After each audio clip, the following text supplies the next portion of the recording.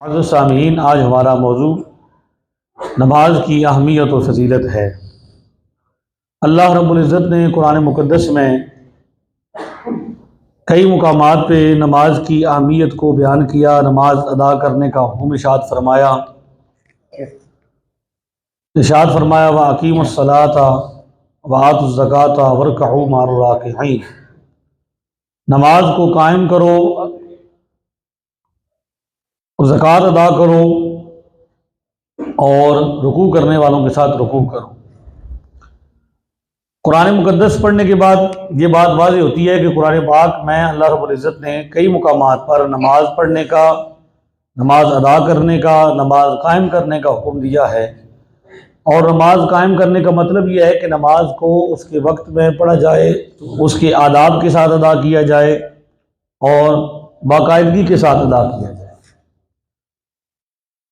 لہذا قرآن مقدس کا جب ہم مطالعہ کرتے ہیں تو ہمیں کئی مقامات پر مجرموں کا ذکر ملتا ہے کہ وہ لوگ جن کو قیامت میں عذاب دیا جائے گا، اس عذاب کی وجہ یہ بیان کی گئی، ان سے پوچھا جائے گا کہ تم یہ عذاب کیوں ہو رہا ہے، اس جہنم میں تم کیوں ہو؟ تو وہ آگے سے یہ جواب دیں گے کہ ہم نماز نہیں پڑھتے تھے۔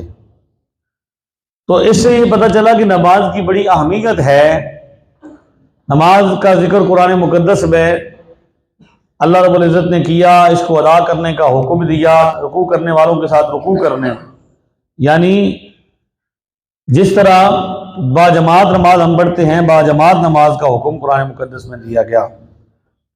اب آتے ہیں حدیث شریف میں۔ نبی کریم علیہ الصلوۃ والسلام نے اپنی احادیث مبارکہ میں کئی مقامات پر نماز کی فضیلت کو یوں بیان کیا ہے، مثال بیان کی ہے۔ حضرت سیدنا ابو ہریرہ رضی اللہ تعالیٰ عنہ روایت کرتے ہیں، ارشاد فرمایا ارأیتم لو ان نہرا بباب احدکم یغتسل فیہ کل یوم خمسا هل یبقى من درنہ شیء؟ قالوا لا یبقى من درنہ شیء۔ ارشاد فرمایا حضور علیہ السلام نے صحابہ سے کہ تم یہ بتاؤ کہ اگر کسی کے دروازے پر ایک نہر ہو اور وہ اس نہر میں دن میں 5 مرتبہ غسل کرے، نہائے، تو کیا اس کے جسم پر کوئی میل کچیل باقی رہے گا؟ صحابہ نے بھی یہی عرض کی، یا رسول اللہ، کوئی اس کے جسم پر میل کچیل نہیں رہے گا۔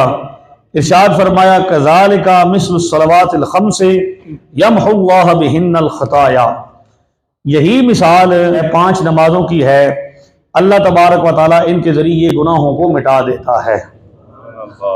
آپ اندازہ فرمائیے کہ رسول اللہ صلی اللہ علیہ وسلم سے اچھا خطیب کوئی نہیں، نبی کریم علیہ السلام سے بڑھ کر کوئی خوبصورت بیان کرنے والا نہیں ہے۔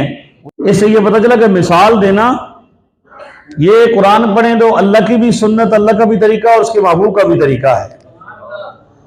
مثال یہ دی ہے کہ اگر ایک بندہ نہر میں 5 مرتبہ غسل کر لے، نہا لے دن میں، تو وہ تو صاف ہو جائے گا، بالکل اس کے جسم پر کوئی گندگی نہیں رہے گی، کوئی میل نہیں رہے گا۔ اسی طرح جو بندہ نماز پڑھے گا 5 وقت کی، تو اللہ تبارک و تعالیٰ اس کے گناہوں کو، ویسے قرآن پاک میں یہ قانون موجود ہے، ان الحسنات یذہبن السیئات، جو نیکیاں ہوتی ہیں وہ گناہوں کو مٹاتی ہیں۔ نیکی بندہ جتنی زیادہ نیکیاں کرے، اچھائی کے کام کرے، وہ گناہوں کو کیا کرتے ہیں؟ مٹا دیتے ہیں۔ تو نماز جو سب سے بڑا فرض ہے، جو اسلام کا دوسرا رکن ہے، کلمہ توحید کے بعد، کلمہ اقرار رسالت کے بعد سب سے پہلا فرض جو ہے وہ نماز ہے۔ اسی طرح آپ آگے دیکھیں، حضرت عبداللہ بن مسعود رضی اللہ تعالیٰ عنہ سے روایت ہے، اور پہلی روایت یہ بھی بخاری مسلم میں اور دوسری بھی بخاری مسلم متفق علیہ ہے۔ کہتے ہیں میں نے نبی پاک سے پوچھا، عرض کی، ای الاعمال احب الی اللہ تعالی، یا رسول اللہ یہ ارشاد فرمائیے کہ سب سے بہترین عمل جو اللہ کو پسند ہے وہ کون سا ہے؟ سب سے زیادہ پسندیدہ اللہ کو عمل کون سا ہے؟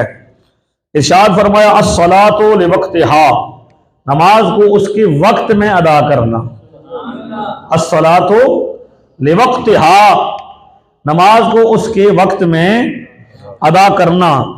پھر عرض کی ثم ایو؟ قال بر الوالدین، پھر میں نے عرض کی یا رسول اللہ اس کے بعد کون سا عمل ہے جو پسند ہے؟ فرمایا ماں باپ کے ساتھ اچھا سلوک کرنا۔ قلت ثم؟ ایو، میں نے عرض کیا رسول اللہ، پھر اس کے بعد فرمایا الجہاد، اس کے بعد پھر جہاد ہے۔ آپ یہ اندازہ فرمائیے کہ نبی کریم علیہ السلام سے جب پوچھا گیا کہ سب سے بہترین عمل، حالانکہ حضور حسب حال ارشاد فرماتے ہیں، کچھ ایسے معاملات ہیں، کچھ ایسے مواقع ہیں جس موقع پر حضور نے ارشاد فرمایا کھانا کھلانا افضل ہے، تو یہ نماز کی اہمیت کو اجاگر کرنے کے لیے ارشاد فرمایا کہ نماز جو ہے یہ وقت میں ادا کرنا۔ تو اب دیکھ لیں کہ نماز کو وقت میں ادا کرنے کا کتنا فائدہ ہے۔ حضرت جابر روایت کرتے ہیں، حضرت امام مسلم نے روایت کیا اس کو اپنی کتاب میں، ارشاد فرمایا قال قال رسول اللہ صلی اللہ علیہ وسلم بین العبد و بین الکفر الصلاۃ، کفر اور ایمان کے درمیان، کفر اور اسلام کے درمیان، کفر اور بندہ مومن کے درمیان جو چیز فرق کرتی ہے وہ کیا ہے؟ نماز ہے۔ یعنی کافر نماز نہیں پڑھتے اور مومن نماز، کافر نماز سے دور رہتے ہیں، نماز نہیں پڑھتے اللہ کی عبادت سے، اور مسلمان جو ہیں وہ نماز ادا کرتے ہیں۔ اس سے زیادہ نماز کی اہمیت کیا ہوگی کہ حضور نے اس کو کفر اور اسلام کے درمیان فرق قرار دے دیا۔ آپ اندازہ فرما لیں، یہ حضور علیہ السلام کی حدیث مبارکہ ہے۔ یعنی ہمارے نزدیک نماز نہ ادا کرنا یہ گناہ کبیرہ ہے، اور نماز کا چھوڑ دینا یہ عملاً کفر ہے، عملی طور پر کفر ہے۔ کافر بندہ تب ہی ہوتا ہے ویسے جب بندہ کوئی کلمہ کفر ادا کرے، زبان سے یہ کہے کہ میں مسلمان نہیں ہوں، یا اسلام کی اس چیز کا انکار کر دے جو ضروریات دین میں سے ہے۔ تو یہاں پہ جو فرمایا گیا یا باقی حدیثوں میں کہ جس نے نماز ترک کی، لو من ترک الصلاۃ متعمدا فقد کفر، جس شخص نے جان بوجھ کر نماز کو چھوڑ دیا اس نے کفر کیا۔ تو یہاں مراد یہ ہے کہ اس نے کافر جیسا کام کیا، عملی کفر مراد ہے۔ کفر کی دو قسمیں ہیں، ایک ہوتا ہے اعتقادی طور پر عقیدہ یہ رکھ لینا کافروں والا، لیکن ایک وہ بندہ ہے جو عقیدہ تو ٹھیک ہے اس کا، کافروں والا نہیں ہے، مسلمانوں والا ہے، لیکن عمل اس کا کون سا ہے؟ اس سے آپ نظر فرما لیں کہ حضور نے کس طرح مثالیں دے دے کر، ترغیب دلا دلا کر، ٹھیک ہے جی۔ اب آگے دیکھیں ترغیباً کیا ارشاد فرمایا۔ حضرت ابو ہریرہ روایت کرتے ہیں، یہ بھی مسلم کی روایت ہے، قال قال رسول اللہ صلی اللہ علیہ وسلم الصلوات الخمس والجمعۃ الی الجمعۃ ورمضان الی رمضان مکفرات لما بینہن اذا اجتنب الکبائر۔ حضرت ابو ہریرہ روایت کرتے ہیں کہ رسول اللہ صلی اللہ علیہ وسلم نے ارشاد فرمایا 5 نمازیں جمعہ سے لے کر دوسرا جمعہ اور رمضان سے لے کر دوسرا رمضان یہ گناہوں کا کفارہ ہے۔ سبحان اللہ، یعنی نمازیں کیا ہیں؟ گناہوں کا کفارہ ہے۔ ایک نماز پڑھی تو دوسری نماز تک جتنے گناہ ہیں ممکنہ حد تک ہونے ہیں ان کا بھی کیا بن جاتے ہیں؟ رمضان اچھے طریقے سے گزار لیا، رمضان کو اچھے طریقے سے گزارا اور ایمان کے ساتھ اور حسن نیت کے ساتھ، ایک رمضان دوسرے رمضان تک گناہوں کا کفارہ۔ جمعہ اچھے طریقے سے گزار لیا، درود السلام کی کثرت کی، نماز ادا کی اور اچھے اچھے کام کیے، تو ایک جمعہ دوسرے جمعہ تک گناہوں کا۔ اللہ کی رحمت تو موجود ہے، وہ تو چھم چھم برس رہی ہے، وہ تو انتظار کر رہی ہے کہ کون سا ایسا بندہ ہے جو نماز کو ادا کرے، کون ہے جو رحمت حاصل کر لے۔ حضرت عبادہ بن صامت رضی اللہ عنہ روایت کرتے ہیں کہ حضور نے ارشاد فرمایا 5 نمازیں اللہ نے فرض کی ہیں، جس نے ان اچھے طرح وضو کر کے وقت پر ادا کیا اور ان کے رکوع اور خشوع کو پورا کیا تو اللہ کی ذمہ ہے کہ اس کو بخش دے گا۔ نماز ادا کی، وضو کیا اچھے طریقے سے۔ ابھی اچھے طریقے سے کیسے وضو ہوگا کہ آخر وقت میں، یعنی اگر 1:30 بجے جماعت ہے تو بندہ 25 منٹ پہ اپنی دکان سے نکلے، پھر اس نے کیا کرنا ہے؟ وضو بھی کرنا ہے، استنجا بھی کرنا ہے۔ ویسے ہمارے بزرگوں نے تو یوں نمازیں ادا کی ہیں۔ حضرت علی رضی اللہ عنہ کے بارے میں آتا ہے کہ ان کو تیر لگ گیا تھا تو تیر نہیں نکلتا تھا، وہ بڑا درد ہوتا تھا، تو کسی نے کہا کہ جب نماز پڑھے تو کھینچ لیجیے گا۔ حضرت علی نے نماز پڑھنا شروع کی، تیر کھینچ لیا گیا، تو بعد میں جب دیکھا تو کہا کہ مصلی پہ خون کیسا ہے، تو فرمایا وہ آپ کا تیر جو ہے وہ نکال لیا گیا جو نکلتا نہیں تھا۔ فرمایا خدا کی قسم ہمیں تو پتہ ہی کو نہیں چلا۔ یوں نماز ادا کریں نا۔ اب ایک حدیث شریف میں یہ بھی الفاظ موجود ہے کہ ایک شخص نے نماز کے اندر وہ کیا کر رہا تھا؟ داڑھی سے کھیل رہا تھا، اس طرح کر رہا تھا۔ تو حضور نے فرمایا کہ اگر اس کے دل میں خشوع ہوتا نا، دل میں خوف ہوتا نماز کی پڑھتے ہوئے، تو ہاتھ میں بھی ہوتا۔ مطلب یہ صرف یہ نہیں کہ اندر سے بندہ کہو جی اندروں ڈر دے جی اسی اندر جو موجود ہے، نہیں، فرمایا اندر کے ڈر کا، اللہ کی بارگاہ میں کھڑے ہونے کا ایک خوف یا اس کا ایک ادب جو ہے وہ ہاتھوں پاؤں سے، اعضاء سے بھی ظاہر ہونا چاہیے کہ آپ کس بارگاہ میں کھڑے ہیں۔ یہ خدا کی بارگاہ ہے، یہ سب سے بڑا دربار ہے، یہ سب سے بڑی حاضری ہے۔ شادی میں جانا ہے تو ایک چیز پہ غور کرتے ہیں، ولیمے میں جانا ہے، لیکن مسجد میں آنا ہے تو ٹوپی بھی مسجد سے لینی ہے ادھاری، یعنی اتنا بھی نہیں کہ اپنی ٹوپی پاس رکھ لیں۔ میں تو کبھی اس چیز کا قائل نہیں ہوا، میری تو اپنی طبیعت ہے، میں تو اگر مجھے مسجد بنانے کی سعادت حاصل ہوتی تو میں یہ ٹوپیوں پہ پابندی لگاتا۔ یہ کیا بات ہے یار، اتنا مسلمان ادھارا ہو گیا کہ ٹوپی بھی وہ اللہ کے گھر سے لے کر انتظامیہ سے دے گی، کیوں نہیں وہ اپنی ٹوپی اچھی سی خوبصورت سی ٹوپی لباس پہن کے مسجد میں آتا؟ یہ جس ٹوپی مسجد لکھا ہوا ہے یہ مسجد، یہ ٹوپی پہن کے بازار میں جائیں تو بندے کو شرم آتی ہے۔ یہ ٹوپی مسجد کی پہن کے بندہ بازار میں جائے، کسی دفتر میں جائے، کسی شادی میں جائے تو وہ شرم محسوس کرتا ہے، خدا کی بارگاہ میں آ کے اسے شرم نہیں آ رہی؟ بات تو سخت ہے لیکن ضروری ہے کرنی، ہماری ذمہ داری ہے نا یہ بتانا کہ آپ کس کی بارگاہ میں کھڑے ہوئے ہیں۔ وہ مسجد سے باہر ہوتا ہے بچہ جس نے پینٹ پہنی ہوئی ہے تو وہ کیا کرتا ہے، پینٹ نیچے رکھتا ہے، لیکن جیسے ہی آتا ہے وہ پینٹ کو نیچے سے کیا کرتا ہے، اسے بولو نا یہ اس طرح کر کے ذرا ولیمے میں جا کے دکھا مجھے، یہ فولڈ کر کے یہاں سے اس طرح کر کے نماز بندہ پڑھ رہا ہے اس حالت میں، اسے بتاؤ کہ ذرا کسی بازار میں مجھے اس طرح پھیر کے دکھاؤ، وہ کیا کہنے دی شرم آتی ہے۔ تو اللہ کی بارگاہ کو نہیں پتا کہاں کھڑے ہوئے ہوں۔ بزرگوں کے بارے میں یہ تو آتا ہے، حضرت عثمان غنی کے بارے میں آتا ہے، حضرت امام حسن کے بارے میں آتا ہے، اور بڑے بڑے بزرگوں کے بارے میں، کئی بزرگوں کے بارے میں یہ منقول ہے کہ جب وہ نماز کے لیے تیار ہوتے وضو کرتے تو رنگ پھیکا پڑ جاتا تھا، پوچھا جاتا ابھی کیا مسئلہ ہے، آپ اتنے خوف میں کیوں ہیں، رنگ کیوں آپ اڑ گئے؟ فرماتے تھے پتہ نہیں ہے کس بارگاہ میں حاضر ہونے کا وقت آ گیا ہے، تمہیں اس بات کی خبر نہیں ہے کس بارگاہ میں جا رہے ہیں، کون سا دربار ہے جس میں جا رہے ہیں؟ اگر یہ عقیدہ اور نظریہ ہو کہ میں کس بارگاہ میں حاضر ہو رہا ہوں، وہ خدا کتنا عظیم ہے، وہ خدا کتنے بڑے مقام کا مالک ہے، کتنی عزتوں کا مالک ہے اور کتنے جاہ و جلال کا مالک ہے، تو نمازیں ہم ایسے پڑھیں کہ نمازیوں کے چیخنے کی آوازیں آئیں نماز کے دوران۔ حضرت امام ابو حنیفہ نماز پڑھ رہے ہیں، امام نے پڑھنا شروع کر دیا، القارعۃ ما القارعۃ وما ادراک ما القارعۃ یوم یکون الناس کالفراش المبثوث، امام اعظم کی چیخیں نکل گئی۔ لوگوں نے پوچھا کیا مسئلہ ہے، آپ کیوں نہ فرمائیں؟ پتہ نہیں کہ قرآن میں اللہ کیا فرما رہا ہے، قیامت کا منظر ہو رہا ہے۔ تو نمازی تو یوں نماز پڑھتے تھے، انہیں یہ محسوس ہوتا تھا کہ بھئی یہ اللہ کی بارگاہ ہے اور اس پر ہم کھڑے ہوئے ہیں، یہ وہ قرآن پاک کا مقام ہے۔ وَلِمَنْ خَافَ مَقَامَ رَبِّهِ جَنَّتَانِ، وہ شخص جو اپنے رب کے حضور کھڑا ہونے سے ڈر گیا اس کے لیے دو جنتیں ہیں۔ سبحان اللہ۔ یہ تقویٰ، اتقوا اللہ، اللہ سے ڈرو، خدا سے ڈرو، یہ معنی کیا ہے؟ یہ دیکھو کہ بارگاہ کون سی ہے۔ اس لیے نماز اولیاء کرام ایسے پڑھتے تھے جیسے شادی پہ نہیں جاتے۔ بعض ولیوں کے بارے میں آتا ہے کہ وہ جس طرح شادیوں پہ نہیں اچھا لباس پہن کے ہر روز اچھا امامہ، نیا کرتا پہن کے اور صاف ستھرا لباس پہن کے آتے تھے۔ تو آپ یہ اہتمام کریں، آپ یہ دھیان فرمائیں کہ نماز میں جانا ہے تو ہم نے اچھے کپڑے پہن کے جانے ہیں۔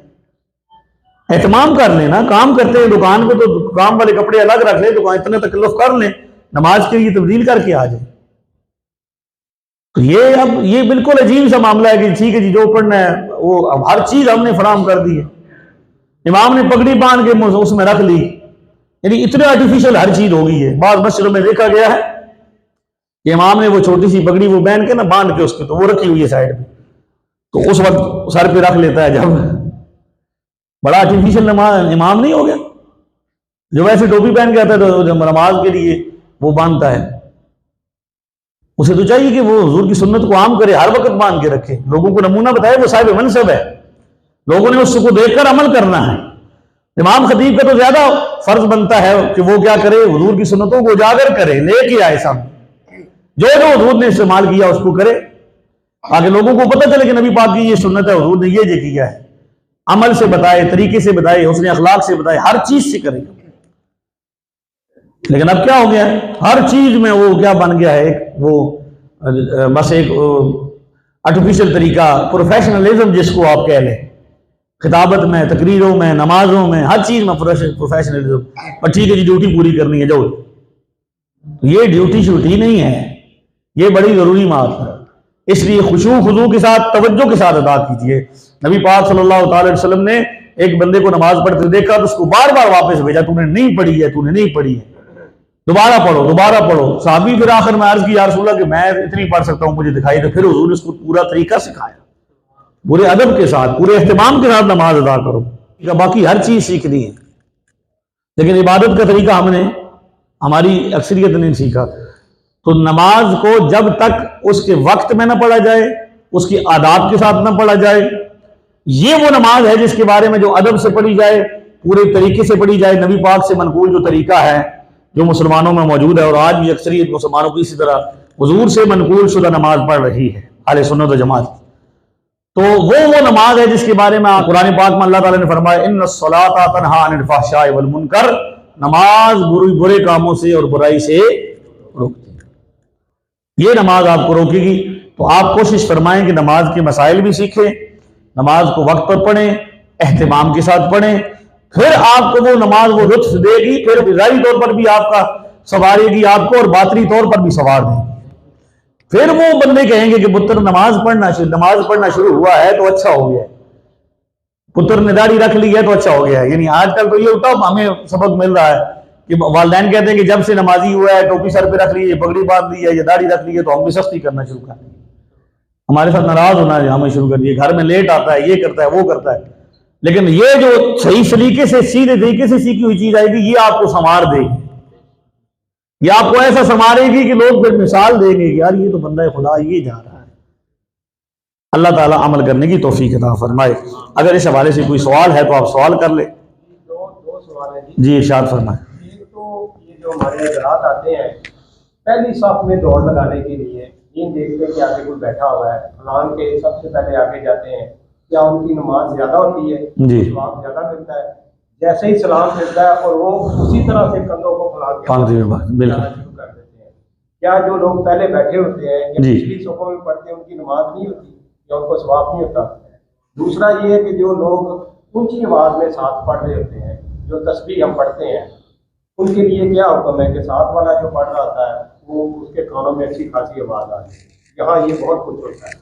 جی پہلا سوال یہ ہے کہ بھئی نماز میں پہلی صف میں آنے کے لیے لوگ کندھوں کو پھلانگ کے آگے آتے ہیں، تو اس کے لیے پہلے بھی میں نے حکم دیا کہ اگرچہ حدیث شریف میں پہلی صف کا جو ہے وہ بڑا اجر بیان کیا گیا کہ جب رحمت نازل ہوتی ہے تو سب سے پہلے امام جس جگہ پہ کھڑا ہے وہاں پہ اللہ کی رحمت نازل ہوتی ہے، اور پھر دائیں طرف پھیلتی ہے جو نمازی ہیں، پھر بائیں طرف، اور اس طرح پھر باقی نمازیوں کی طرف واپس پیچھے پھیل جاتی ہے۔ تو پہلی صف میں پڑھنے کی فضیلت تو موجود ہے، لیکن وہ جو فضیلت حاصل کرنا چاہتا ہے وہ کیا کرے کہ وہ وقت پہ پہلے آ جائے۔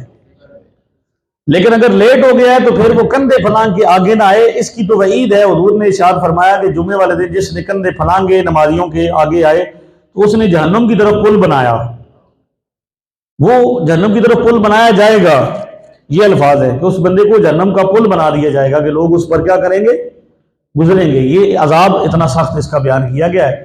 لہٰذا وہ نمازی جو نماز پہ لیٹ آتے ہیں تو جہاں جگہ ملے وقار کے ساتھ وہیں بھی بیٹھ جائیں، اور پھر آگے بیٹھی ہیں تو پیچھے پہ اگر جلدی جانا تو پہلے ہی پیچھے نماز پڑھیں۔